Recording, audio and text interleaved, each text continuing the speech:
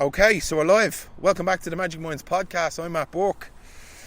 Check us out. Another location. We're in St. Patrick's Park, just off across the road from where I've done the last intro on John Dillon Street.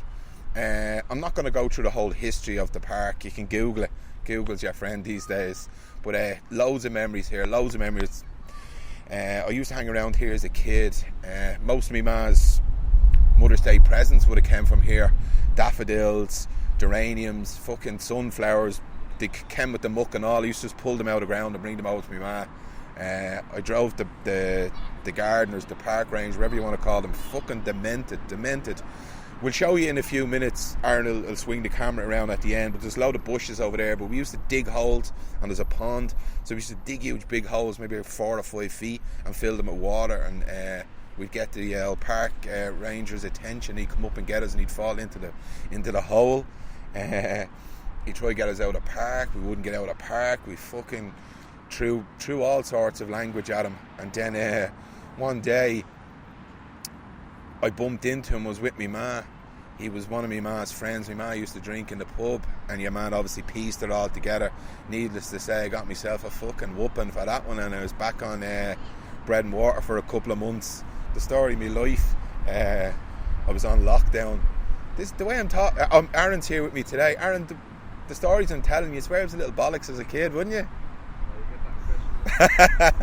Myself and Aaron are on location here. So yeah, this is just a deadly park. I bring my daughter down here now. Obviously we don't have the same fun as I used to have, but she loves it. Paddy's Park we call it. There's always activities. Christchurch is just up the road. There's the Vikings. Bullally School is across the way, and you've got Stephen's Green over the other side, and say behind me is Patrick's Cathedral. Great for tourists. It's just a fantastic area. It's always buzzing. Just a couple of minutes ago there was a couple of students, maybe 8 or 9 of them over there doing yoga on the grass. So yeah, it's lively there. As you can hear it going by, you can see the Vikings splash. It's actually a brilliant tour, well worth it. We've done it a few times with the patients out of the hospital. So yeah, it's well worth it. So that's it. There's the park. Another Dublin 8 location on my door. The last interview was with Atuli Mitra. Fantastic interview. I'm glad people liked it. Aaron's holding on to the camera there. There's a lot of wind. Hopefully it doesn't wreck the sound. But yeah, Atuli Mitra, brilliant. I love meditation. I love that whole spirituality. I love being down in the Dublin Buddhist Centre. Again, I'll be 100% honest. I don't practice me meditation as much as I should. I should as much as I'd like to. I'd love to go down there more, but I'm busy with the podcast. I'm busy doing the video. So, if you want to be good in one thing, you got to give up another. It's like training. If you want to do training, you got to sacrifice going out and your family and all that kind of stuff. So that interview. It was fantastic. Our interview this week is with Joe Doyle. Joe Doyle is an entrepreneur. Myself and Aaron went up to meet him. Fantastic. On his way to making 100 million, I'd say. It was brilliant to sit down, and I tried to take as much advantage of the situation as I could to tap into his mind, because he has a fascinating mind. Check him out. He's on Facebook, Joe Doyle Entrepreneur, if you want to ask me any questions. There's loads of videos up there. So we just tapped in, asked him how he started, any advice for young entrepreneurs or for us as a podcast, what mistakes he made, advice. It was brilliant. It was like a lot of the successful people that we've talked to over the last number of months and year with the podcast. Same kind of stuff, work ethic, turn up, doing all the right things. Hard work is a huge one. Honesty, straight talking, good communication, having a vision. Same as the likes of Brian Penny and anyone else we talked to. All the successful people tend to do the same thing. So look, have a listen to the interview. Let us know what you think. I think it's fantastic. There's loads to learn in it.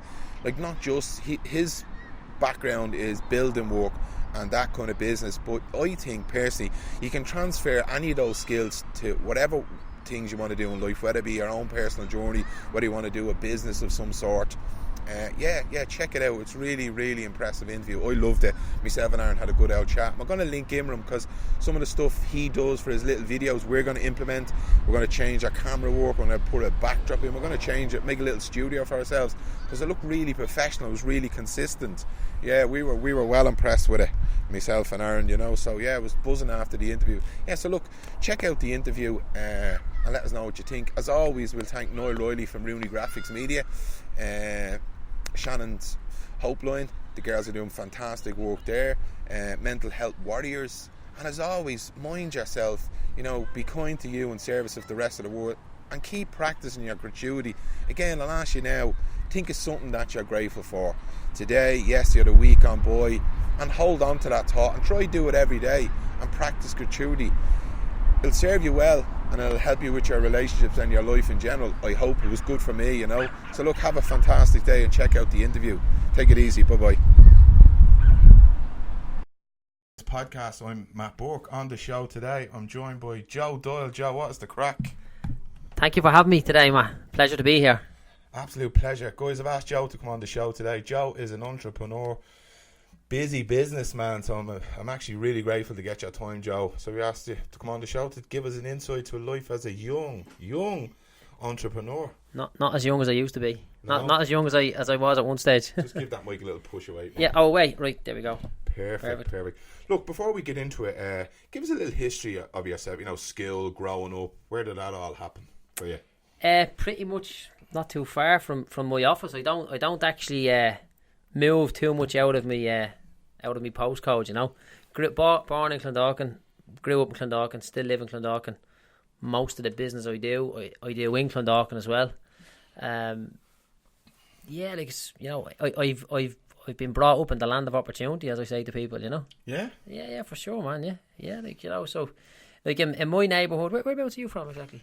Dublin, Meath Street, okay. The Liberties, right, so, I'm sure, your neck of the woods is the land of opportunity as well. You could grow up there as a kid into a teenager, and you could go to college, you could be a tradesman, you could be a criminal, you could be a drug addict, you could be whatever you wanted, and nobody really cared one way or other, and that, everybody's so busy with their own life that they didn't really applaud or discriminate anybody in my area growing up there. It was just, you could be whatever you wanted, but it's just that most people didn't become entrepreneurs, and I did.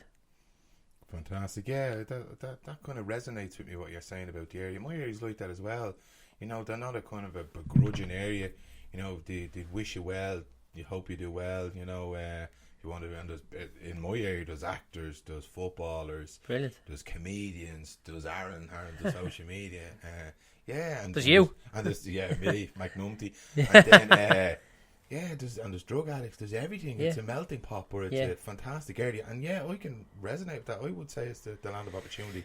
Yeah, I always say it, I grew up in the land of opportunity, and when you look at it then, as I kind of progressed on the business side of things and things like that later on, I realised how blessed I was that when I was starting off from such a kind of a low level financially that, if I didn't succeed in my business, nobody really cared.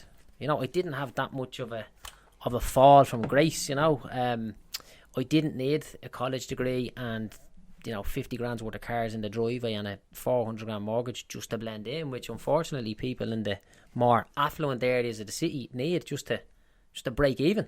PhD, gigantic mortgage. These are the necessities of modern life at the moment. To get a decent job, you reckon you need a PhD or a master's? And I have a certain view on education anyways, Me too. I'm actually in the process of doing a video. I think I sent it on to you about my view on education, because I didn't grow up in an area where creativity, following your passion, following what you might be good at, it was either you go to college, get a degree, and you get a professional job, or you get a trade, or you work at McDonald's, or you're a tick, you'll sweep the streets. You become a fosser. You'll be on foss, you'll do fuck all with your life. Were you growing up in that mentality as well? We seen it around, that's the whole, actually anytime I make a video on social media, the one that gets the most polarisation of the listeners is got to do with the talk around education. I just believe it's a broken system. It's the success rate is not anywhere near as good as what could be or what should be. The amount of people that have degrees and stuff like that don't actually use them. Like, a degree is a very costly thing to get in terms of opportunity cost, in my opinion. 100%. I've got a view similar to yours about the education system. It's failed, just like I believe that the health and fitness system, that's failed as well. That doesn't work for people either for so many reasons. that's a different conversation. But anatomically, people are different. Not everyone fits into the model of education. You know, some are creative, some are logical, some are analytical, some are imaginative. So how can you get everyone to do the same thing? Rote learning, learn for an exam. Sure, it doesn't even replicate the working world. Teamwork, project work. The stuff that you do in school doesn't replicate that at the end of the year in an exam. That doesn't prepare people, does it? I don't believe it does. And as I said, like, I've a skewed view of it. Now, for anybody listening to this and they have kids and they're like, oh, you can't be saying that. Listen, if you're a kid and you're in school or in college now, right, it's your duty to absolutely knock it out of the park, right? Not because of the academic qualifications that you're going to get, but for to be able to start and say, I don't know what this means, I don't understand this whole topic or this subject, and to be able to educate yourself in the way of learning, I think that's a very powerful thing, you know. I got a few times kids would message me like, and they're like, yeah, I don't like school. No, listen, you must perform well in school. You know, you must give it 100%. You must get yourself into the mind frame of that. You know, just because I don't understand something doesn't mean I can't do it. You know, 100%. But I just, you know, when it comes down to later on getting jobs and stuff like that, they're not, the link was broken somewhere through history between, you know, really good academic education and then, you know, financial security. Yeah, absolutely. At what age, at what kind of stage in your life did you notice that you had these entrepreneurial skills that you had a way for making a buck? Jesus, like, that's actually an unusual one there, because there'll be certain benchmarks through my life, you know. Like, so, look, who doesn't want to make money when they're a kid? You know, it was my thing, so who doesn't? So, you know, started off as a bricklayer. Was always doing little nixers on the weekends and building pillars and stuff like that for people to make a few quid here and there. Sometimes you'd make more money on the weekend than you would on the week's wages as an apprentice. I always had a passion for property, so bought a house when I was 18, and then I got another one when I was 19, another one was 20, and I kept going with that. And it was actually very simple to do at the time. To be honest, it was far easier to do then than now. It was simple. You could buy a house for 140,000 and you could get a 92% mortgage. So 140 grand. What did you need? Say 8 grand. You need about 10 or 12 grand. No, about 12 grand to get a house, you know. Wow. So that was the first one I got. Then after that, then you're into, you know, without getting too technical, but after that, then you needed to get, you could only get 80% mortgages. But what I actually figured out, this was the way, the rules at the time, is the bank would give you 80% of the purchase price of a house. Mm-hmm. Or they would give you, if you're building a house, they'd give you 80% of the purchase price of the land and 100% of the construction cost. So the amount of money that you needed to get into these things was quite small, and they just kind of rolled from there, you know. Wow. Yeah, they don't give money out like they used to, did they? Definitely not, no. Definitely not. Do you think them days will come back, though, that they'll throw money out and we'll go back into that kind of, without trying to predict the future? I'm just worried that we'll go through that whole recession again based on the banking. And there will most definitely be another recession, 100%, and then after that there'll be another boom, and then after that there'll be another recession. This is just cyclical. It's the way of the world, you know. Yeah. The problem the last time, I believe, is that it was such, like, it came after such a good boom that obviously the fall from grace was going to be a lot higher than what people want, and it didn't just hit one sector. You know, we had the .com boom. Do you remember that? Yeah, the .com bust. Then we had, I don't know, whatever. There's all these different ones that came at various different stages. But the last time around, I think everything just got leathered at the one time, and that's what was horrific, you know. Yeah, I follow your Facebook page, and you've got 2 programs at the moment. Is it the 52 weeks, and then you have the tradesman? Yeah, we got the survival guide. Yeah. Tell us a little bit about the 52 weeks one then. Yeah, it's called 52 Steps to a Better Business, and the entire kind of philosophy of the program is if we help people improve their business one step at a time over the course of 52 weeks. Just one little thing. You know, if we could improve you. You look, you obviously work out. There's a man there that likes to lift, right? So if you could get 1%, disco muscles, I like to call it. But if you could get better at 1%, at a rate of 1% per week, you know, for 52 weeks, you're gonna be in good shape at the end of 52 weeks. You know, so that's the philosophy for the business program as well. You know. And what way do people sign up? Is it do they come in? Is it school? Is it what way does it work? It's an online program with a good bit of kind of one-to-one interaction as well, you know. So we've got 200 and odd people on it, tradesmen, sole traders, business owners, and it's all the learning is done online, but there's a bit of a social aspect to it as well. So, you know, lads would call down to the office, we go for lunch, different things, you know. A lot of lads do bits of business with each other on that as well, you know. Is there modules? Yeah. Is there learning? What's the structure of it? So the way it works is, so if you're coming in to start with us today, right, so it's a year long, it's a 52-step program that was a year long, and now we've condensed it down to 6 months. And we find that when you take time out of the equation, people's urgency levels go up, so they apply 10 times more effort to it. Great, you know. Idea. So if you were to start with us today, first thing what happened is we've got a module called Business Basics.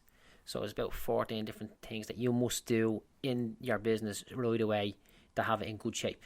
You know, again, bring it into the fitness world. You know, if you're going to go off and start joining the gym for the first time ever, there's certain things you must know about hydration, nutrition, opening hours at the gym, closing hours at the gym, basic warming up, cooling down, all these different things. Loads of little blind spots. Yeah, and guys are just like walking off cliffs left, right and centre, you know. So we just uncover that. So that's you come in, you go through that.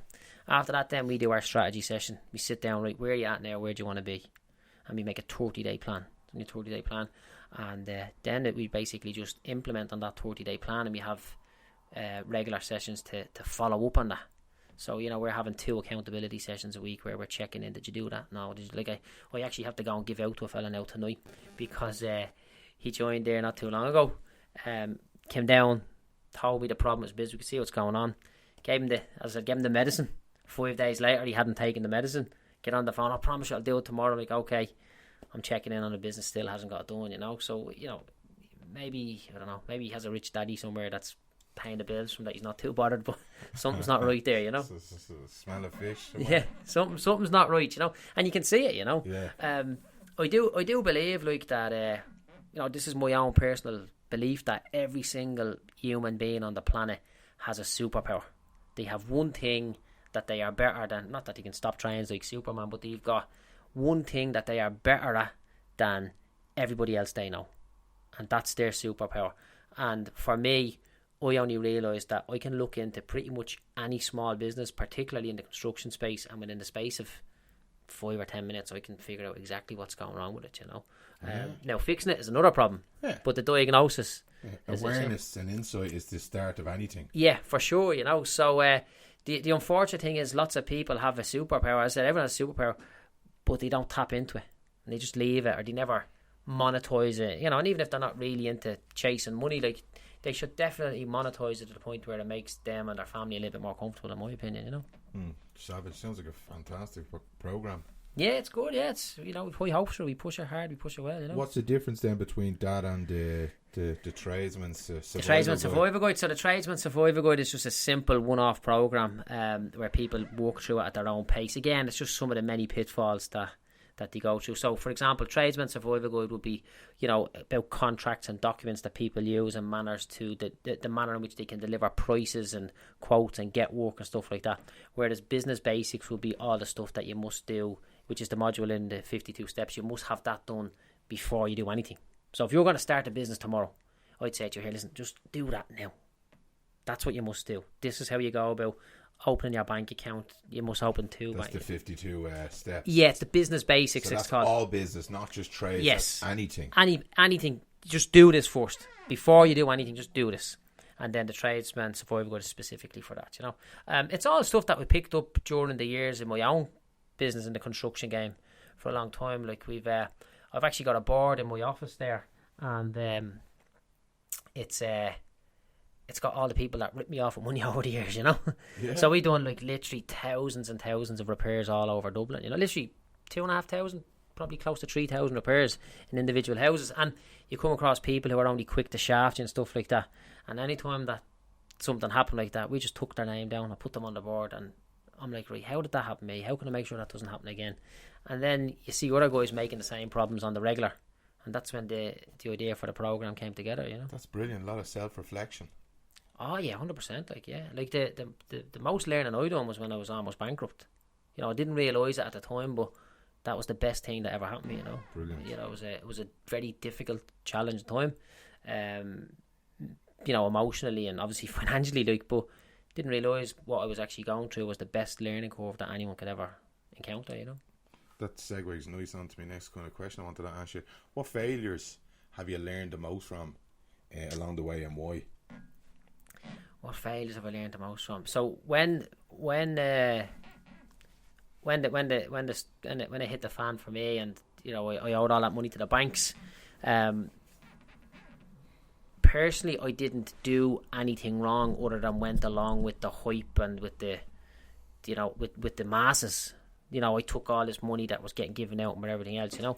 So, personally, I didn't do that wrong. Who done it wrong? Did I do it wrong for taking the money, or did they do it wrong for giving me the money? But the reality is, it doesn't make a difference who's in the wrong. I have to deal with it. So I learned, you know, I learned that sometimes you can do the right thing, and things can still be wrong. So nowadays, things can still go wrong. Nowadays, I'm like so paranoid about every bit of business that I do. It's crazy, you know. To the point like where, you know, maybe a sporting entrepreneur or a motivated entrepreneur will look and say, right, how can I make money from this guy, or how can I make money from this situation, or how can I get my product or service into this company or whatever it is. Whereas nowadays I'm like, right, is this dude gonna wreck my head? You know, is that an age thing, or is this, have you lost your kind of gambler's bottle? Is that what is it one of those things? I don't know. I don't know if it's an age thing, but No, it's just definitely like an experience thing. I do look at things now and going bang for buck. Like, I'm gonna have to give out this much of energy and stress. This fucking age of wrecking me buzz. Yeah, and I get this back. What is it? One of those ones? Yeah, exactly. Because most people, I see a lot of people where they get an opportunity and they're nearly like that little dude out. You know that movie Ice Age where he has the acorn, you know, and that he's jumping around and they're putting themselves in danger. Where I am an opportunity magnet. Like, the amount of opportunity that presents itself to me every single day, like, is crazy. Like that, I just can't handle it all, you know.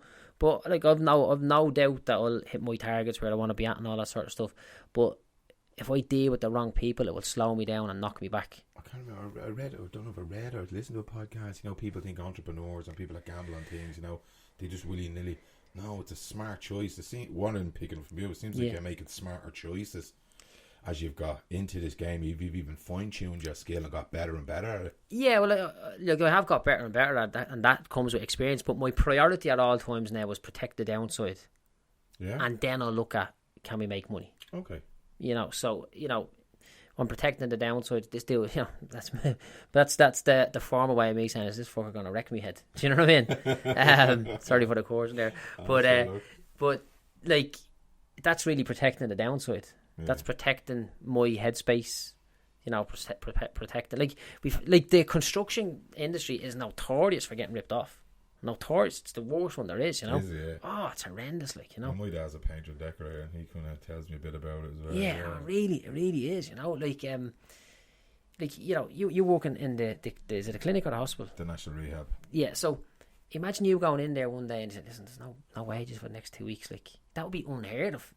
In there, fucking war. It happens all the time with small time tradesmen and contractors and all that. I served my time as a metaler, and then I was pretty good, yeah. Used doing petitions, and it happens. I've been on the building trade. Yeah. Was it 2007 when I went these up? That's when I went back to college, but I was in it. Yeah, definitely. It's now mad. I can't even hang a fucking picture frame. That was when I set up my business. Imagine that, 2007. I was like, oh Jesus, if only I knew it was coming around the corner. You know, I was giving up the party at that stage. That's when you kind of got into it, was it? Yeah, exactly. I set up the business. How old are you? I'm 35 now, so I think it was 23. Is that? Yeah, that's right. 2007. Yeah. But I'm noticing these different benchmarks as I'm getting older. You know, like when I was 30, I was depressed a bit. So I was, you know, at turning 30, because I was almost bust. Like, all the years I worked me nuts off since I was like 19, 20, and I was in the depths of the recession. No money, banks wanted me hung, drawn and quartered. You know, and then you get to 31, and now I'm 35. I'm like, I may as well be 40. From 40, I may as well be 50. Oh, that's what you're thinking. I know, there's only a young friend. Enjoy your young days. What old are you, Aaron? 21. Ah, yeah, you've loads of years. He only looks about 12. He does, yeah. Should see his picture for Tinder. I can imagine, I'm only messing on Tinder. Come here, what's the best piece of advice you've ever been given? The best piece of advice Right, I got two. Well, I'll give you two. Yeah. This is crazy, Yeah. and I'll put them into context, right? Deadly. So there was I'd done a bit of work for this guy before, and he was a priest, right? And he had this big old house, and it was the second time. So what used to happen is, like, you know, I was in the building company, we were doing all these insurance claims, right? And if a phone call came in from a kind of swanky area, I'd go out myself. And you know, because I was always interested in business, right? And the reason how you know you're going to meet a rich person, right? This is my philosophy, right? Was that, number one, the area where they live, right? And secondly, the hour of the day that they want to meet you. Because you have to go and meet them at 7:30, 8 o'clock, because they ain't taking time off work just to meet you. Right. Or if you get a fella that's not really motivated, he'll take a time off work without, you know. So this call came in one day for a house in a really affluent area, and I went out. Turns out your man was a priest, you know, so we got to know. It was really friendly. And then he got another bit of business on him about a year later, and he started telling me about his family, and his family had this real big business. And he kind of, like, you know, like this headmaster years ago, you like business, don't you? I'll tell you something. And he kind of poked me, like, write this down. And he said to me, control is better than trust. He said, my father always said that control is better than trust. I thought, that's a terrible way of, like, interacting with people, you know. And he says, you have a good think about that. My father built I can't even remember word for word, you know. But I always remember then, like, I don't need to trust any of the business I'm doing if I put the right systems in place to control it, if that makes sense. You know, you don't want to be controlling 50 people. I don't want to be trusting 50 people to turn up on time. Too many variables. You can just put something in play that will do it. Maybe appoint one person to be responsible for counting them all in and counting them all out. And that's not saying I trust nobody. That's just setting up a structure that where you the systems. Like in your business, you know, you don't need to trust everything and everyone down to you don't need to put everything down to trust if you put some systems in place, you know. And like, you know, we do a lot of property rental. We get a deposit off a tenant because it's better to control that, to have that amount of control than just trust them, you know. And it always goes around in my head all the time. So anytime that I'm doing something, I will try to put some systems in place to control the outcome rather than just trusting the outcome will go the way we want it to go, if that makes sense, you know. Yeah, and why don't leave it until chance, you know. I like that because I'm not like that. I'm very like, I just trust the universe, I'll trust things, but sometimes I need to be that more structured and system and logical.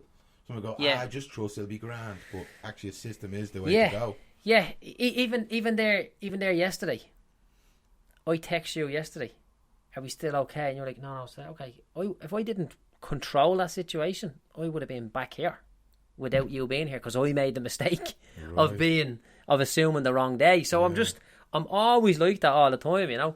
But another one then, I was doing a race. It was 2010. It was like a 10-kilometer race in the Phoenix Park, the first time I ever done a running race. And there was some dude behind me, and he started talking to me, and as I'm turning, I was like, no, you don't look back, keep running. And he's like, see that fella up there now, catch him. And he was kind of giving me a little bit of coaching, you know. And it was my first time ever doing a race. And he says, you need to understand something, son. He says, there's fitter people out here today. There's fitter people than you that won't finish this race. And I'm like, Jesus, man, that goes around my head all the time. Like, so there's more smarter people than you that aren't making the progress you're making. There's, you know, richer people than you that aren't as happy as you. You know, there's all these different things. They might have it on the one hand, but they don't have it on the other, you know. I only talked about that last week. That's mad. What was it? Tell us. I was just saying like that, you know, same thing, like, you know, smarts doesn't always win the race, you know. Smarts doesn't, like, you can outwork somebody. Like, I didn't think I'm the smartest person in the room, but fuck me, I can work people out of rooms, you know. And if you work your hardest, for sure, even that can knock people. If you think smarts does it all. 100%. Yeah, once you get that around your head. And I remember one time that we were doing an Ironman race, and this fella went by me on the bike, and it was a beautiful bike, and we were I was admiring it as I went by, and like he looked the part, this guy. He was obviously about a lap ahead of me. Like, he was, you know, he's one of the elites, like. And I don't know if he was elite, but he was far ahead of me. And I wouldn't even remember the guy, but I just remember the bike. That's why I looked at it. And then I turned the corner and he was in a ditch. Ambulance were there. Do you know what I mean? He was at the horn himself. There was a guy that was far superior to me in skills, technology, and he didn't finish that race that day, and I did. And you know, the tortoise in there. Assumption that he's up there, he's going to win it. Blah, blah, exactly. You don't even think that shit like that could happen. Yeah, exactly. So that for me, like, you know, Fitter people than you won't finish the race, and control is better than trust. They shaped my thinking. It's mad, isn't it? Like, just little things stick in your head, like. I'll not forget them. Yeah, exactly. You know. Here's another one for you. Someone asked me this today, and I thought I'd use it. What's the best gift that somebody has ever given you, and why? The best gift. Gift. Well, I would imagine the best gift you can get off somebody is not something that's material. Yeah. You know, I would imagine that. Well, it just asked me the other day, and I was like, "Jeez, that's fucking deadly." What was it? And I'll tell you mine in a minute. What's yours? I couldn't tell you now. Well, I'll tell you one thing that's just sticking into my head, which is crazy, you know, and the fact that this man is 21 years old there. I remember at me, it was my birthday, and I was either 18 or 21. And my auntie gave me like either 18 or 21 pennies wrapped in sellotape, and she says, all the money there they give you, that'll be gone, you'll still have them. And I had them in my saving box for years. You know what I mean? Because they just lasted. I'm like, right, that's probably the one material thing that lasted longer than anything else, you know. But I'm big into learning and stuff like that. Yeah. So people giving me their time, you know, I'd value that greatly.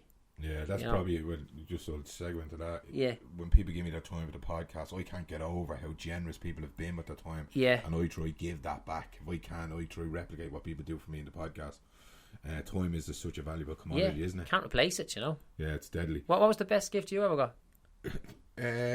Letters, and I get them in the job. Letters and cards and thank you notes. Oh, brilliant! Yeah, just these words mean a lot to me. I know I was very cynical years ago when people write the card. I'd be like, "Where's the fiver?" Yeah. You wouldn't even read it. Fuck it over my shoulder. Now I read them, and it really resonates with me. It's going to reflect where my mind is at. Yeah, the written word. It's very powerful, and what people say to me and advice as well. Gifts like that. Yeah, like I suppose maybe I overlooked it in that sense, but I would get messages every single day from strangers. Like, that just message me, say, keep doing what you're doing.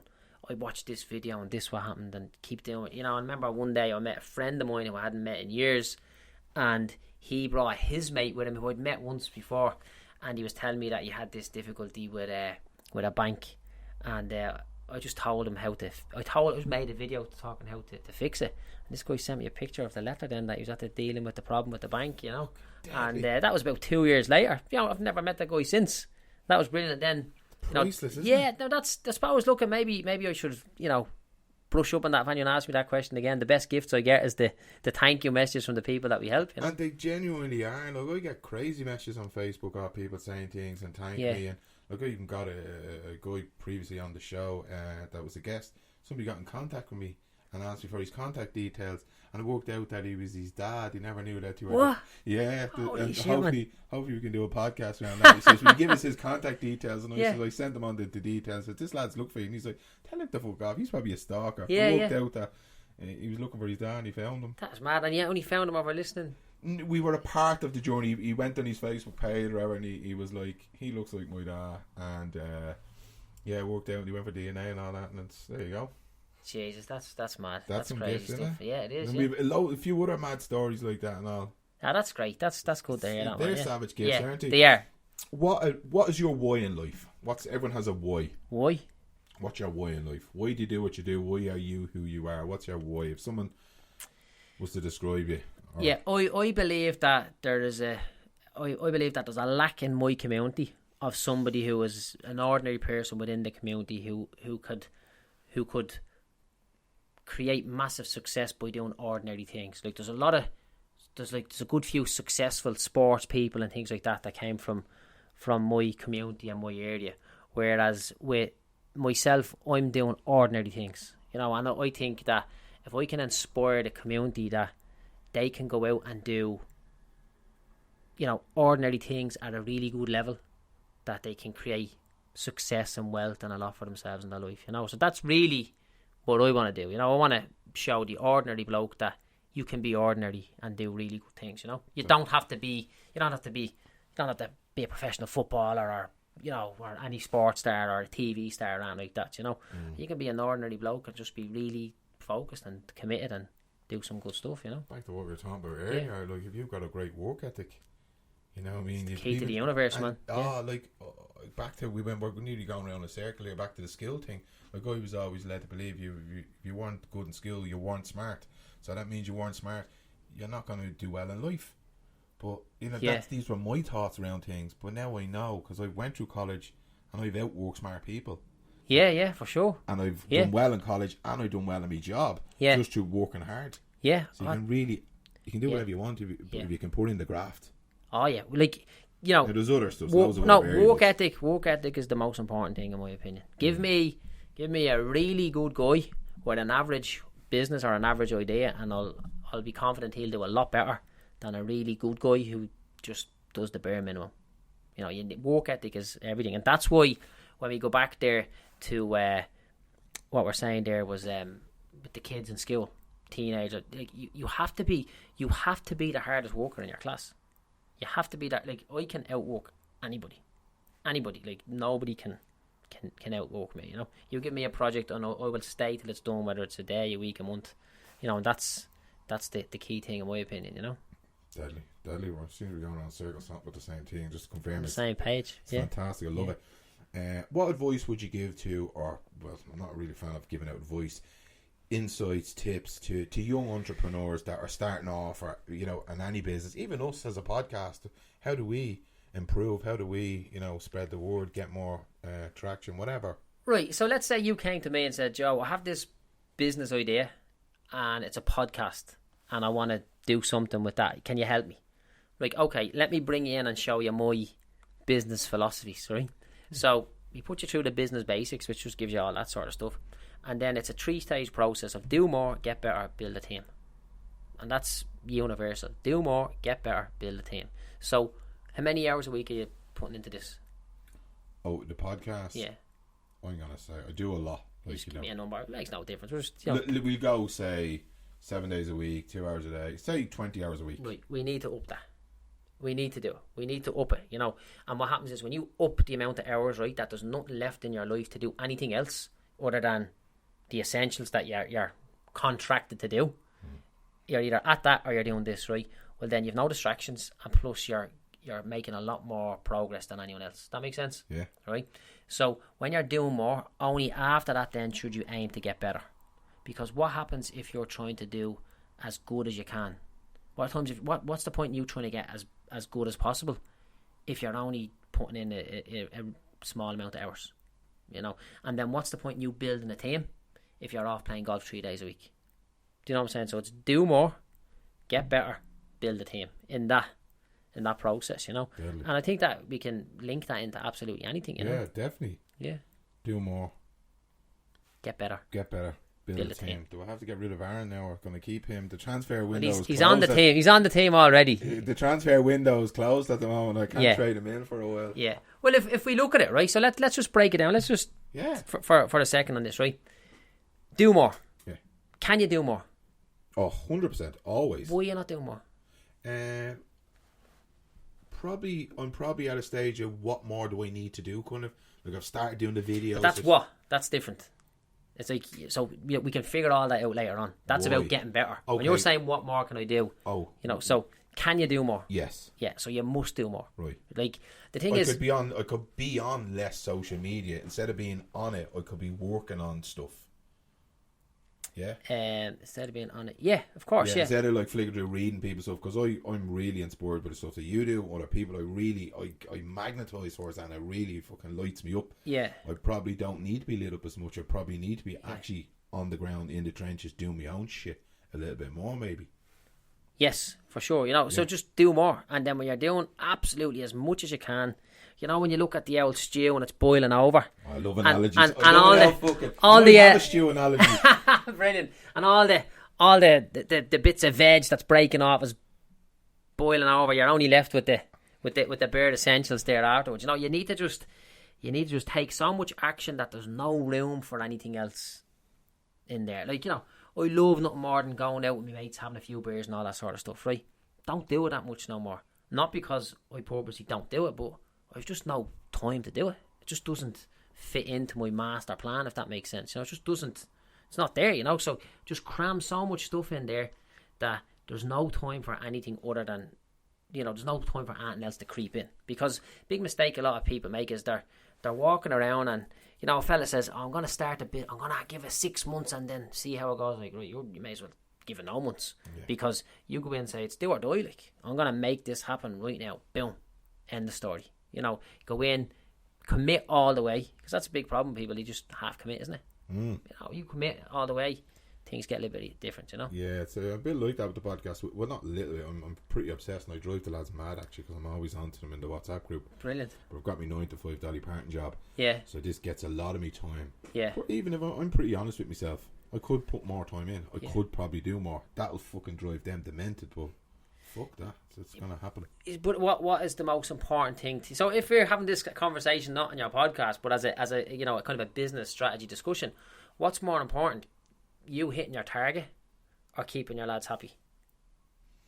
That's gonna be hitting the target. Yeah, so that you know, that needs to be, because it's priority. in service of the lads. It's in service of the team. Yeah, for sure. Yeah, that's what it is. You know, you must whatever's the most important thing. That's what. And it kind of flips back then later on, you know, because then you need to make sure that your business is serving you after time. You know, this is like a kid.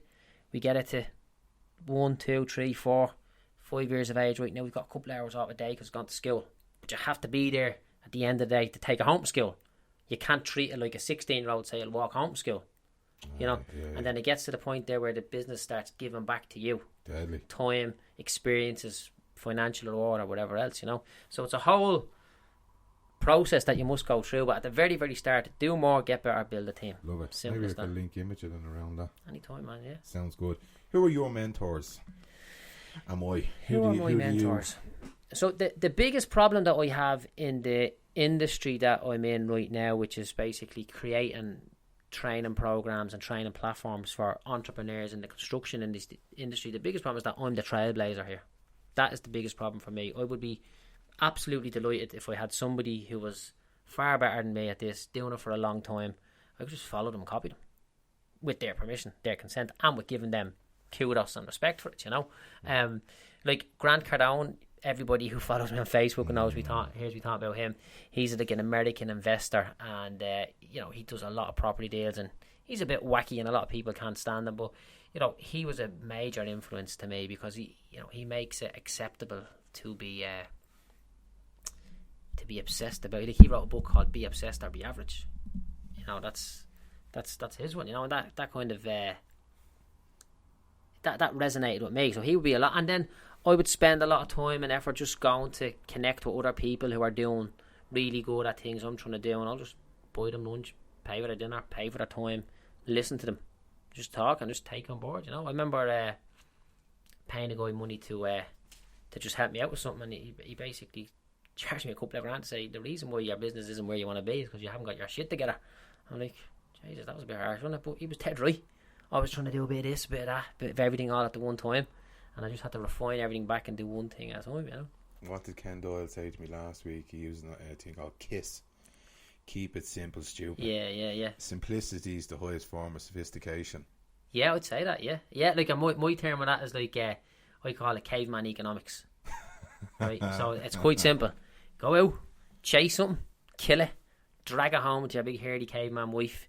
She'll chop it up, butcher it, cook it. You go out and kill something else. You know, that's what it is, you know. The only thing is we were killing animals and fighting bears them days. Now we're out trying to make sales. Yeah, and we're bringing the money home to the house, and the family surviving on it. But it's still back to the primitive. No different. Yeah. It's like it's keep it simple. Yeah, exactly. And then like you hear the story of like, you mentioned something there, but you hear the story of all the mental health issues in the really developed world. I don't think anybody, like, where there's a famine going on, really is suffering from anxiety, is it? Because they're literally fighting for survival every day. So I think that, you know, maybe human nature hasn't evolved that much to deal with the level of comfort that we've brought into our life, you know. That's just my thoughts on it there. You know, maybe we should be trying to outrun a tiger of some description, or either running away from something or to get closer to something else, you know. Deadly. There you go. Any tigers around Clondalkin, is there? A few are, yeah. Few things, yeah. A few jackals you're better off running away from, yeah, for sure. But that's what it is. But I would say if I'm going to write a book, I'm going to call it Caveman Economics. Love it. And I'm just going to keep it simple, you know. No, if anyone's listening to this podcast, don't say fucking trying to plagiarise that. Don't rob his name. Go ahead and do it, man. You won't be able to. You won't be able to get the same effect as I have on it. Yeah, you won't be able to fill it like you would. What's the common mistakes that people out there are making when they become like entrepreneurs, or people want to change their life or change their business? What's the most common mistakes that you're seeing? I think they believe the rewards will come sooner, and I think they don't. They completely underestimate the amount of effort it takes to get something off the ground. That's the biggest mistake that they make. You know, they're not. Most people just aren't willing to do whatever it takes. That's what I would say. You know, and that would be men, women, young, old. I think that's. I like that little video you put up actually the other day. I was watching it. It was about people in business then just getting their partner's boyfriend or girlfriend and setting them up in business. Yeah, I was like, you would think that's just a binary association. I have a business, so I'll just set you up, Bernie or Tommy, with a business and you'd be grand. Yeah, well, I tell them the story, really. So what happens is, right, and obviously I'm dealing with a lot of people in the construction game. So guys are carpenter, the builders, a few lads working for him. You know, he's got the new van, she's got the new car. I'm going to set something up for the missus. I'm going to buy a little shop, set her up. I'm like, oh, here we play and go, right? Right? So basically what happens is he had the spark and he put the fuel on the fire for his own business. And now that his fire is going, he thinks his partner is going to have the same spark, but she's not. And he just keeps putting fuel on the fire. So you just imagine going out and lighting a fire, and just as there's a bit of a flame coming, you just keep throwing more fuel on it. And the fuel that he's putting on it is money and resources. But she doesn't have that. Now, this is not to say everybody but she doesn't have the spark. Yeah, she doesn't have the spark, and that's why the business fails. You know, whereas I would be thinking, like, the best thing to do is find out what she's good at. Now, we're using, obviously, we're assuming here the men. I deal with tradesmen and the in a lot of instances, the wives at home. So the best thing that you could do is maybe, you know, mould her into being a world-class supporter of what you do. You know, explain to her the difference between, look, if you ring me at 6 o'clock and say come home, I'll come home, but honestly, I'd be better off not coming home till 7. So if you can just deal with the kids for that extra hour, or if you don't mind me not eating me dinner till then, and if you can support me in that role, I'll be more comfortable in doing what I'm doing, and that you can stay focused and different things like that, you know. Yeah, like the one thing that my partner is, like, she is world class at supporting me. 100%. Like, she doesn't doubt me. Like, she kind of did doubt me for years. Like, I'm like, I'm gonna be fucking loaded when I'm all I watch. She's like, yeah, whatever. And then things just get a little bit easier. And she still asks me nowadays, when are we gonna be rich? I'm like, it's coming. But we have more holidays now. We've, you know, more holidays, more nice things. Money's not as much as an issue as it used to be. But she supports me entirely. You know, to the point where I went home one day and I was like, oh, look, I went home. She was a bit sick. I don't know exactly what was going on. What was wrong? Something wrong. I don't know. She wasn't feeling too. She pained her back, and she was lying on the bedroom floor with this thing she had to fix her back, you know. And I'm saying to her, I feel a bit bad now. I'm rocking in about 9:30, and I feel a bit bad, like, because I could have come home at 6 o'clock. I'm at to be down there. And she's like, well, did you get any new customers? Or did you make a few quid? I was like, yeah, I did. And she goes, well, what are you moaning for?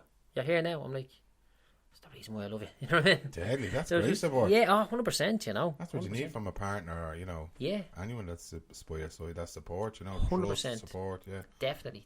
It's so important because, you know, we do doubt ourselves as human beings, and particularly entrepreneurs, you know. Oh, yeah. And the last thing you want is when you doubt yourself, someone else saying, oh yeah, you're right, you know. You don't want that. The type of support you want is the same type of support a boxer gets from his coach when he's going back to the corner at the end of the round. Not the same support that your ma would give you from outside the boxing ring, saying, don't mind him, son, come on home, I'll make you something to eat. Yeah, the coach will give you a little slap in the face saying, listen, don't be getting into it. You've done your hard work. You know, stick to the training, stick to the plan. Don't let him hit you like that. Go out and do it again, you know. There's no emotion behind it. Yeah, well, maybe it would be a bit of emotion. Well, yeah, he's not changing the goal.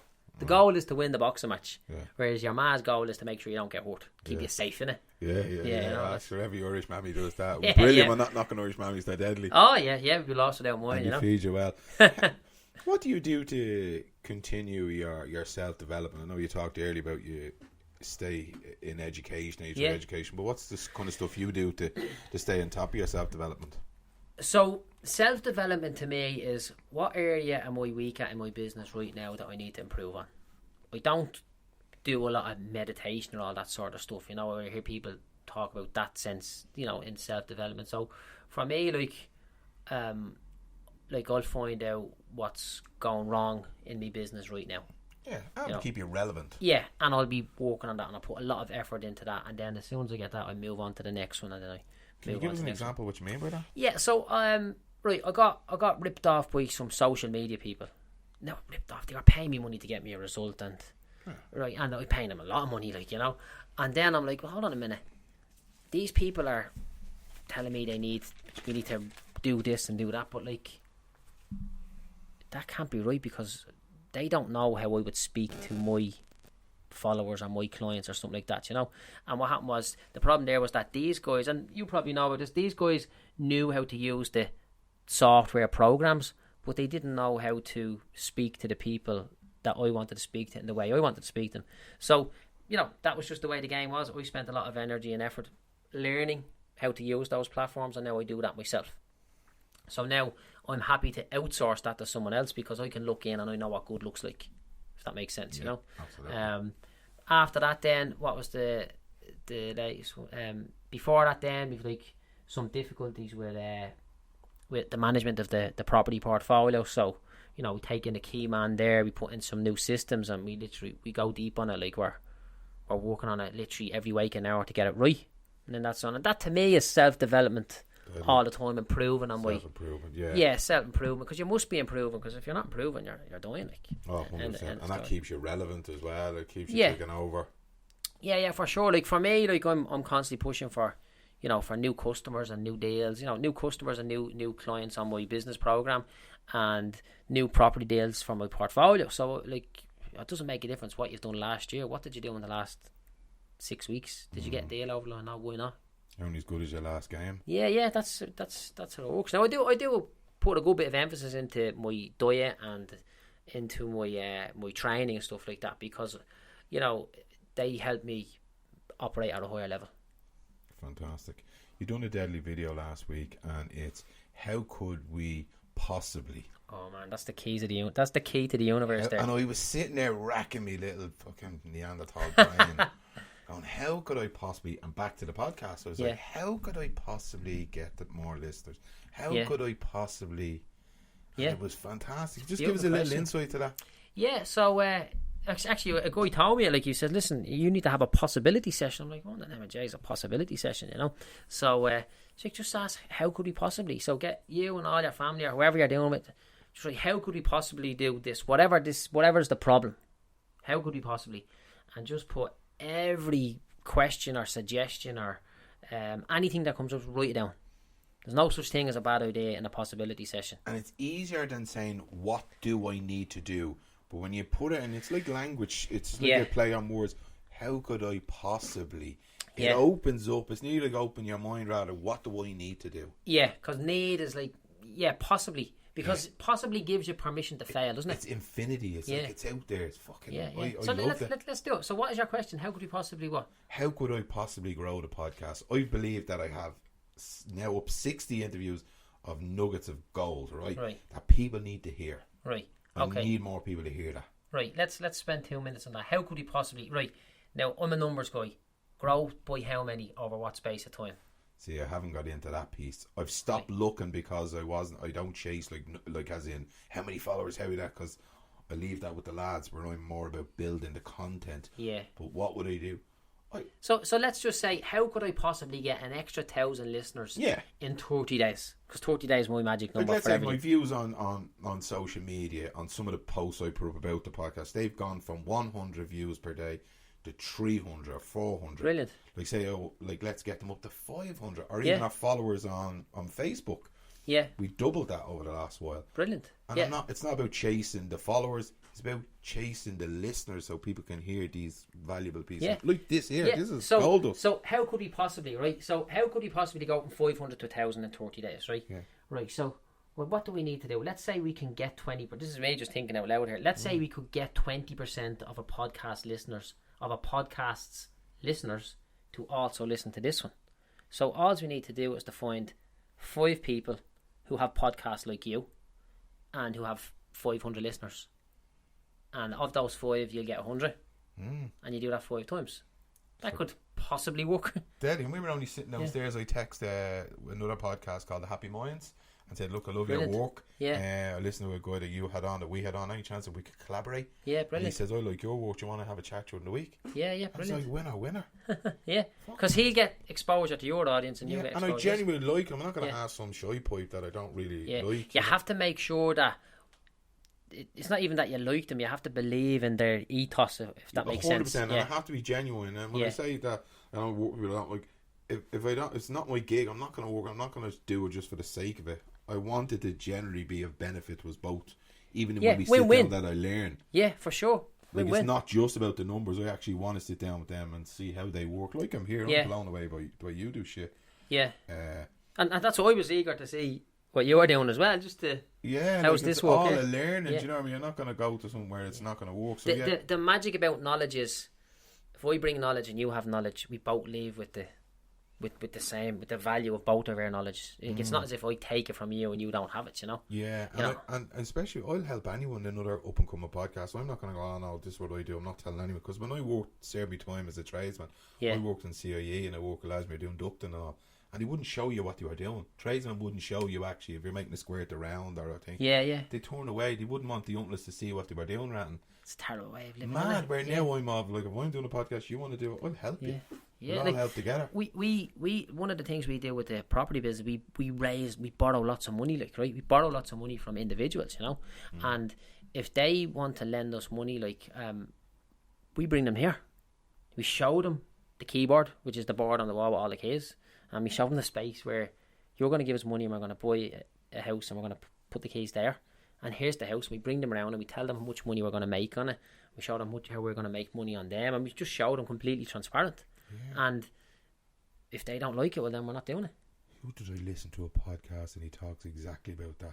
He had this board and he showed all his staff. Yeah. What they make, what the income is. They were all clued in. Yeah. Total transparency. Yeah. This is what this pizza costs. This is what this the profit margins. Blah blah blah. Yeah. And it worked like a fucking dream. Yeah. Just be honest, like transparency. Yeah. And the staff all bought into it. Yeah, it's a powerful thing if you can do it, because like people can't really say much to you if you're being honest. If you're being transparent. You know, that's the way. Now, look, you'll always get somebody bleeding giving out to you. You know, we fairly regularly get a few people taking shots at us. You know, because of the work we do on social media, because we're just out there, and then also because of we're in the property game where there's a lot of people now that are unhappy that I'm a landlord and that's my business, you know. But look, that's fine. They've the right to be unhappy. Yeah, look, you can please some of the people some of the time, but not all. Yeah, I don't pay attention to them as such, but they are there, you know. Yeah. But look, that's the name of the game. That is life. Not everybody will be as progressive thinking as ourselves, you know. Yeah, absolutely. You've loads of videos on your thing, and they're fantastic. They all equally have their value. What would you say the top ones to go? If you recommend someone to go and look at them and they'll get bang for buck, which is the or is that like sure? There's millions and millions. Like we've got like about 100 2-minute. What's your most relevant ones then that are to a business owner or to a business owner? People listen to this, life changers. I think this is applicable to anything that you do in life. By the way, yeah, I think same attitude, same thing, work ethic. You know. Yeah. There's one we doing there. Could it be possible? How could we possibly? Yeah, that was it. But like, I remember one again, something that kind of fairly polarised people was I just seen some fella walking into the shop one day buying a breakfast roll. Well, I don't know if it's a breakfast roll. He was watching it, and I'm just looking at him, and he just walked up and walked back down to where his job was, and he just looked like an ordinary kind of industrial worker. And I was just thinking, holy shit, man! How long is that guy doing that? He just got that job, and he's probably just there waiting to get old, like, you know, and he's just playing life not to win but to survive. And like, you need to, you know, you're going to play this fucking game to win, like, do you know what I'm saying? Squeeze the life out of every single day. Do you know what I'm saying? Make sure that every day when you go home you're a little bit better, a little bit healthier, a little bit richer, a little bit happier than you were the night before, you know. And a lot of people are attacking me saying, you can't say that about a fella, you don't know him. I was like, I 100% don't know him, but he just struck me as someone that wasn't playing life to win. he was just a figure in the story. You know, you were talking objectively, you weren't talking subjectively about that. I don't know who he is. Yeah, he was just a character. He was Exactly. Yeah, I was just looking at it, you know. It's very like at the start of that book, Awareness, that by Anthony DeMello. You know, there's a story about the chicken and the eagle. The eagle was living with the chickens. He never knew he was an eagle. Right, very good. An eagle went by. You know, he ate the chicken food. He clacked like a chicken, blah blah, and he'd done everything they did for years. And then along went an eagle. And your mom's like, "Who's that thing up there?" "Oh, that's a majestic eagle." Right. He says, "Yeah, but you're only a lonely old chicken. That'll never be you." The story of the Andy DeMello was trying to make was that we're all eagles, but we're living like chickens. Yeah, fair point. Yeah, yeah, and most people will live the whole life like a chicken, which is terrible. I'm not saying your man in Spar. Or yeah. Or anything, no, but you have this opportunity to be whoever you want to be. You just have to go out and grab it. You know, like it's I was actually up the weekend. I was too lazy to do a video the weekend, and I should have done it. I went to we went to climb Lugnaquilla Mountain, and it's in Wicklow. It's beside there's an army base near, right? And I'm walking back, and there's this statue of some soldier from one of the United Irishmen from 1798, you know, and it was a little plaque saying, and not to get political, it said like for all the people who gave their lives in the fight for freedom for Ireland for 7 centuries of occupation, right? Now I'm always saying like it's an amazing time to be alive, and then I'm reading that and I'm like, holy fuck, 7 centuries, that's a fucking long time, like, I'm like, what an amazing time to be alive right now, that we don't have to deal with the likes of that, and what have we got? So 3 or 4 generations of it, and then it went on for a long time, like hundreds of years before that. So we are living in an amazing time, like this, like look at even the technology we brought in here today for a small, modest amount of money. The impact that we can have on it, it's brilliant. Do you know what I'm saying? And like, that's I think it's just terrible when we hear people not grasping the greatness of the world that we have at our disposal, Yeah, and again, this is not us like from an ivory tower or pontifying going, oh, look, you need to do more yourself. Just saying there is opportunity, but opportunity can be whatever you want your opportunity to be. Yes. It's not what we're trying to project and say, oh, it needs to be this, and it's not like a tyranny of should. But you can do whatever you want to try to do, and you can measure your own success. 100%. Whatever the success, like one of the things that, one of the things that I say to the lads when they start up with us on our business program is, what does success look like to you in 30 days? So whatever success looks like to them in 30 days, which might be they want to bring their kid to the park, that's what we're working on for 30 days. Yeah. If it's money, it's relative we work to on you. Money. It's it's completely relative to them. So I just find that it's a shame where a lot of people don't actually don't appreciate the opportunities that's out there for themselves. It's mad. It's a mad. And again, people don't have back to insight and awareness. Some people just don't have the insight and awareness. They just can't see it. Which is unfortunate. Yeah, there's lots of blind spots. Yeah, I know you do running and Ironmans and all that kind of. What other kind of weird and wonderful hobbies do you do outside your business world, or is there anything? What do you?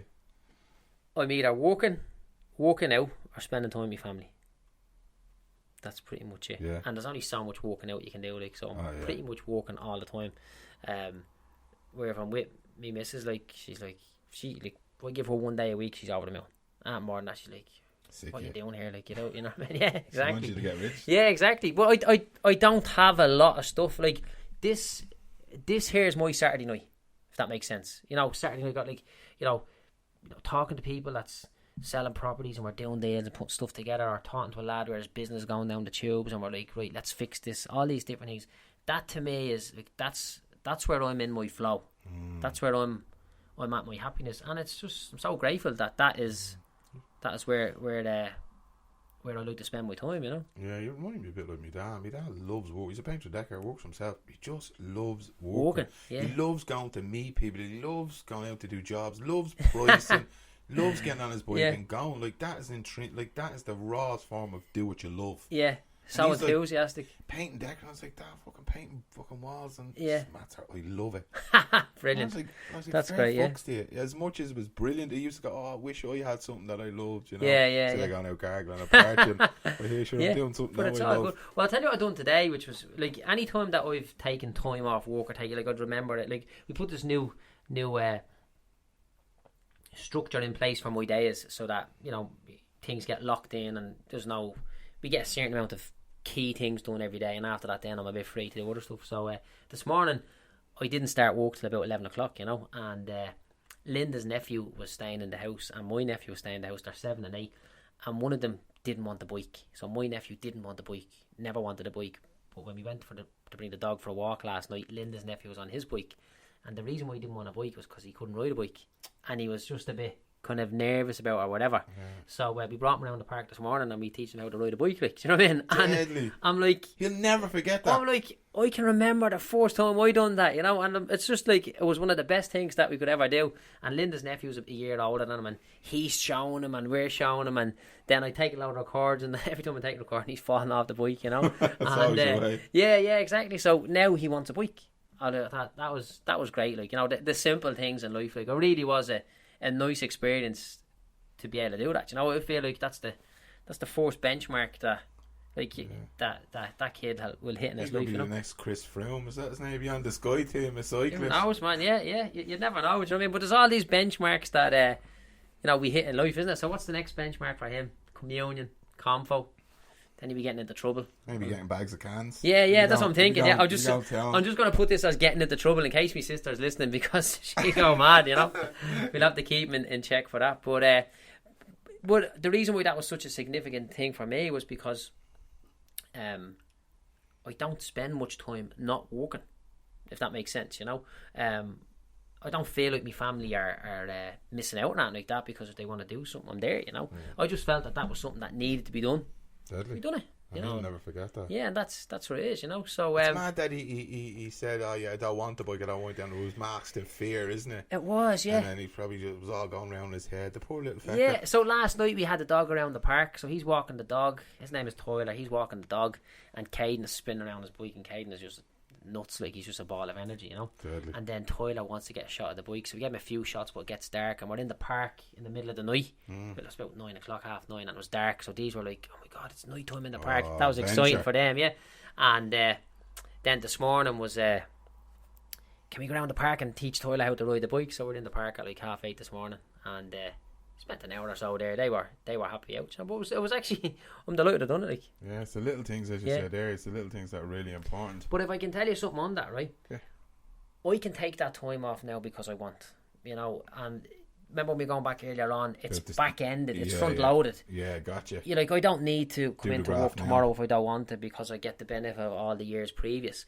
And a lot of people are not willing to make a bit of a sacrifice at the early start of their life in order to allow this magic to take place, if that makes sense, you know.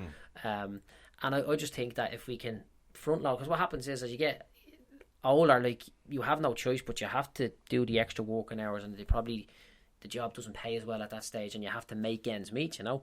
Whereas if you go all in at the start, it's gonna make a difference, you know. Balls to the wall. Yeah, exactly. Like, if you look at Joe Rogan, biggest podcaster in the world now at the minute. He's so bleeding clever, isn't he? Do you ever listen to his stuff? He's intellectually fucking. I don't know how he remembers stuff, right? But look at what episode he's on. Episode 1000 or something like that. Yeah, Can you imagine how good you'll be at this when you get to episode 1000? Oh yeah, you will be world class. So, you know, you better get your first 1000 episodes out of the way ASAP, so that you can progress. I'm going to be doing this. This is going to the moon. I told Aaron, I keep saying this is fucking happening, Aaron. I dragged them on board. Yeah, sometimes the team you finish with is not the team you start with. Oh, don't say that. Aaron, we're not breaking up, pal. So make sure they increase their level of commitment, you know. Yeah, you need to start giving more. Yeah, podcast. I mean. Yeah. In the work sense, you know. In the realm of podcast. And actually, see, as you were saying that, don't say we're not breaking up. Like, I've been running business training days, right? And two fellas come in, like, he is dragging you down, and like, you can't say it, like, but he is. And then you might be like, yeah, I know, you know. And they're like, okay, now it's out in the open. Let's see how we're going to deal with it. You know, I'm not saying you're dragging him down around like that, but I just think that, you know, when it comes to success, hitting targets, you know, achieving certain things, you must do what you do. You must do whatever it takes, you know. What do you believe are the essential characteristics of a leader? Of a leader, that's a world class question. What should they have? You talk about leaders, or you're a leader, I'm a leader, Aaron's a leader in our own sense. What are the main ingredients, characteristics, whatever you want to? What are the main ingredients? What do I feel is of a good leader? Is that what you're saying? Yeah. Or what's in you that you think is successful? You must be strong, but not strong like concrete. Strong like water. Now I heard Bruce Lee saying something like that, right? I only heard that today. Be like water. Yeah, that's soft but strong. You can just keep punching water all day long and it'll just go back to itself, and it won't go. Where concrete is strong, but it'll break and it's gone. Then and that always kind of resonates with me. I find a lot of business owners, which are leaders in themselves, they care more about being right than care more about being profitable. And the only true correct thing for a business to do is to be profitable. So I see them wanting to check staff or doing stuff wrong. Like, get on with it, man. It's no big deal. They want to say their piece and have their say and all that sort of nonsense. And it's just not worth the hassle. Like, just plough forward, progress, move on, do what you need to do to go after the biggest goal. The main thing. So I think good leaders are not afraid to fail. That'd be my thing. And they lead by example.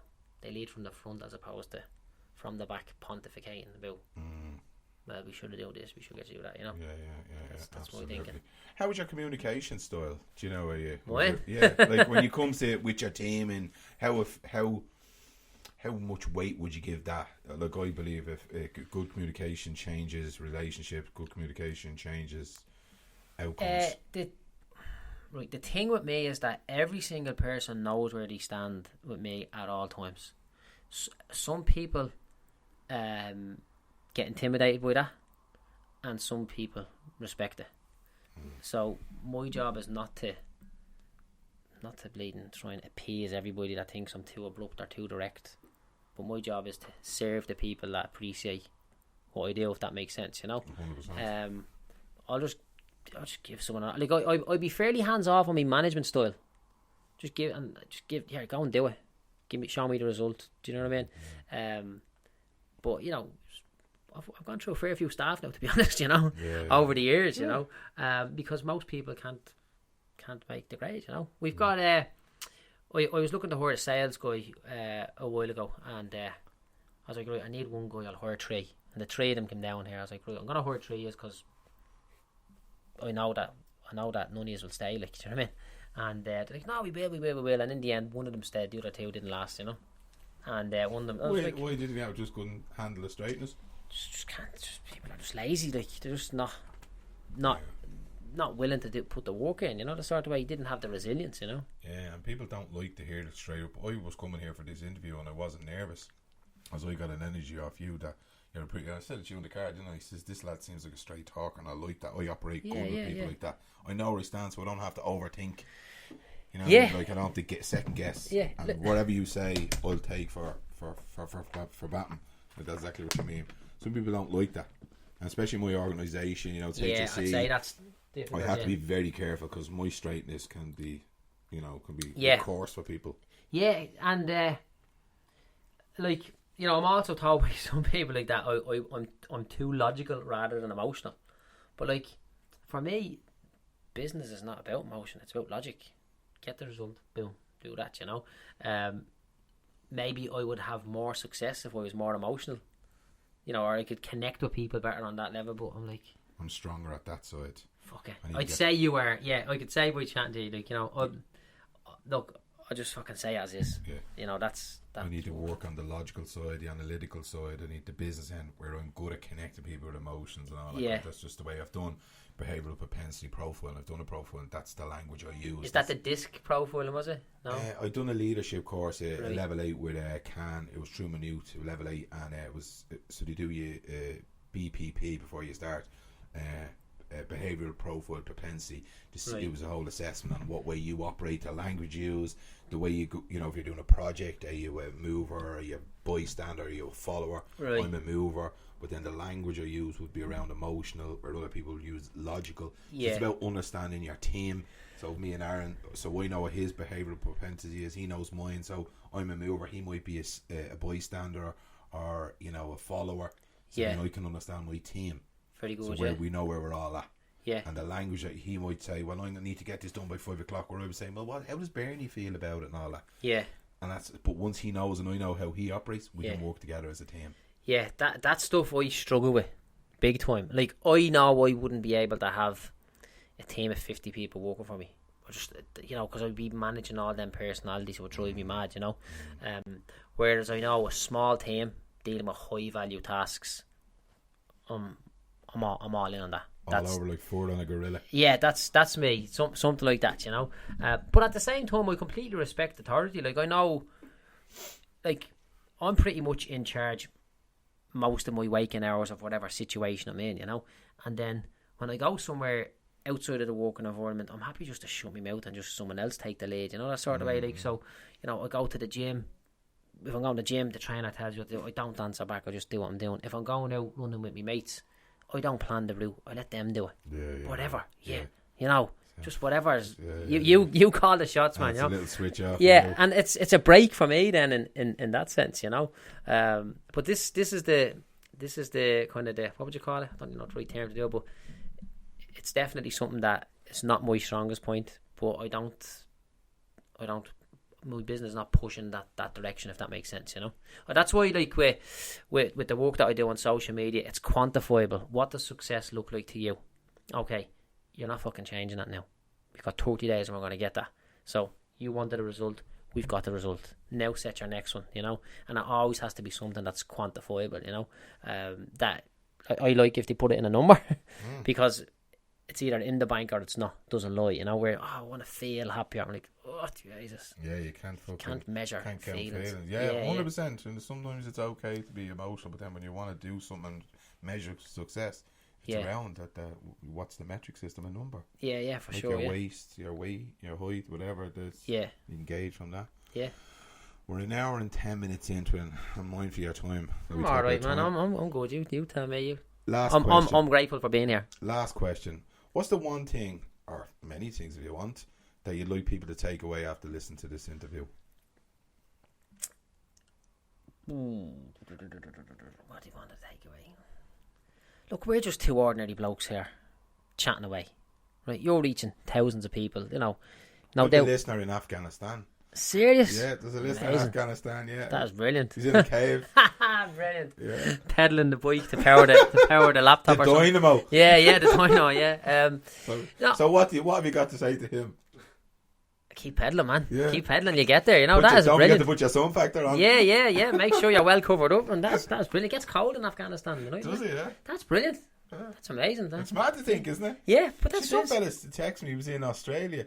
He said, I'm on my way to work. I'm in Sydney, wherever. I'm on the dart or whatever the thing is called. Yeah. He said, just listen to your podcast. It's deadly. Savage. It's brilliant. Thinking, like, I was recording this in the flats in Meath Street. Yeah. And there's some dude going to work in Australia. But that's what I'm saying. We're just two ordinary blokes having a chat. Yeah. We're both trying to change the world for the better. You don't need, not all superheroes wear capes. You hear that whole gig. Do you know what I'm saying? I have an episode called that. There you go. I interviewed a guy, Fran Dempsey. His son died by suicide. And we called the interview "Not All Superheroes Wear the Cape." Yeah, exactly. Do you know what I'm saying? So that's the stuff there. Like I'm on a major fucking mission to make a lot of money. Like that's my goal. Mind, body, wallet. I won't do it. Mind, body, wallet. Yeah, I won't do it. I won't do it at the expense of my mental health or my physical health. I will do it at the expense of spending less time with my friends. I won't do it at the expense of not seeing my family. And that's what I'm on a mission to do. However, I know that the easiest way for me to succeed in that mission is to deliver massive value to others. So that's what I'm at. I'm an ordinary bloke from Clondalkin. You're an ordinary bloke, and I'm impacting. I know I'm impacting because they message me all the time, like people, and it's good. So we just need to keep doing what we're doing. It's that common touch, isn't it? It's just that ordinary people thing, isn't it? You're just like, I throw out videos all the time, and it's through the lens, it's through my prism of vision of what I see based on my experience, and people can relate to that, And I'm not talking about glass just because I'm in the work class area, but people can relate to just ordinary Joe Soaps, just doing whatever ordinary stuff, as you said earlier. That's a great show, actually. Yeah, exactly. Like that's what you just you can improve the world by just doing ordinary things. If that makes sense.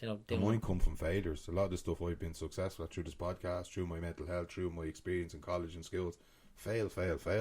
Yeah, for sure, man. Fail forward. Yeah, You know, fail forward. I love it. I wrote a little book there, not a book, like kind of 30 or 40 page ebook, called The Obstacles to Wealth Creation, and I done a big analysis of the difference between me and someone else's, because you know, 10 years into my career, I still had no fucking money, like, you know, because I'd failed so much, and the other people had failed by default. So financially we were at the same level, but I'd gained all this massive experience, even though I didn't get any money from it. Fucking brilliant. And then it didn't take very long for that to turn around and go through the roof then, you know. So it's the equivalent of a doctor going doing 10 years of education. You know what I mean? You can go do 4 years, and then you do 7 years, 11 years, and then you get a job in HSE or whatever. Yeah. You've done that. It's like a doctor. Yeah.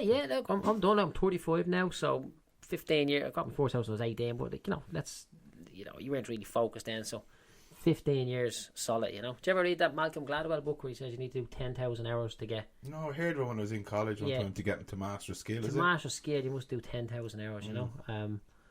And it's just like, it's just a pity it takes so long to do 10,000 hours, you know. But that's the trick. Yeah. You do it, you know. You get 1,000 podcasts between your setting up and all that sort of stuff. It's back to the graft. You have to put the graft in. No matter what you do, and I put another video out of this, no matter what you want to do, weight loss, putting on muscle, podcasts, building, finance, work hard, put in the graft, do the work, you have to do the work. Yeah, I do think it's like some big supreme being, you know, it's just kind of choking us under the water, like, and they're like, we better let him go, he's not giving up.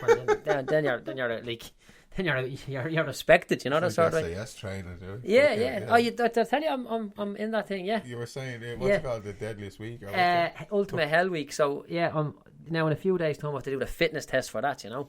So like, I don't know why I want to do that.